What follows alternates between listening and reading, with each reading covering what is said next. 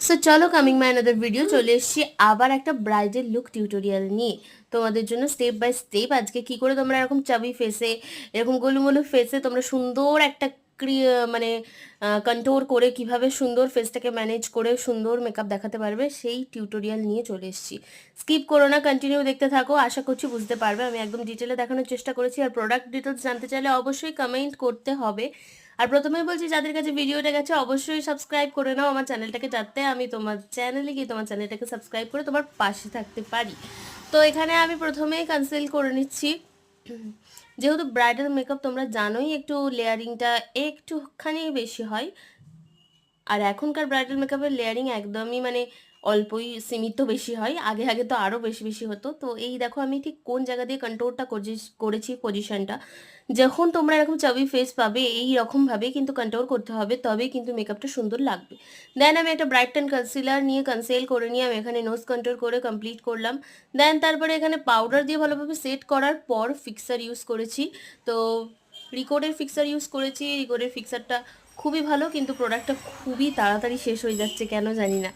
তো যাই হোক, তারপরে জোকস পার্ট, আমি এখানে আইব্রো ড্র করে ভালোভাবে লুজ পাউডার দিয়ে মেকআপটাকে সেট করছি। লুজ পাউডার এর আগের ভিডিওতেও আমি বলেছি লুজ পাউডার খুবই ইম্পর্টেন্ট একটা মেকআপকে টিকিয়ে রাখার জন্য। তো লুজ পাউডার দিয়ে ভালোভাবে সেট করে নেওয়ার পর এখানে আমি আই লুকে চলে গেছি। আই লুকটা একদমই নিউডের ওপরে রেখেছি, নিউড সাটেল গ্লিটারি একটা আই লুক রেখেছি, যেটা এখন সবার পছন্দ। আর তোমরা যদি আই লুকের টিউটোরিয়াল আলাদাভাবে দেখতে চাও আমাকে অবশ্যই কমেন্ট করতে পারো, আমি আলাদাভাবে দিয়ে দেবো। তো এখানে আমি হাফ কাট ক্রিজ করেছি, যেহেতু ওর চোখটা খুবই সুন্দর, চোখটাকে আরও সুন্দর দেখানোর জন্য কাট ক্রিজ করে এখানে আমি লাইনার ড্র করে নিচ্ছি টানা টানা করে। তো তারপরে এই যে আই লুকটা আমার এসেছিলো এই রকম, কেমন লাগছে তোমরা অবশ্যই জানিও।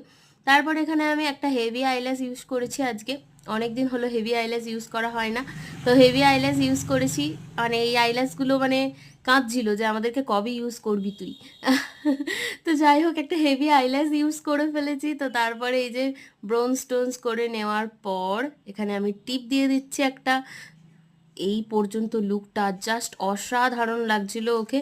তারপরে এই যে কলকা করে নিচ্ছি। আর তোমরা কারা কারা আমার কলকা দেখতে পছন্দ করো অবশ্যই জানিও।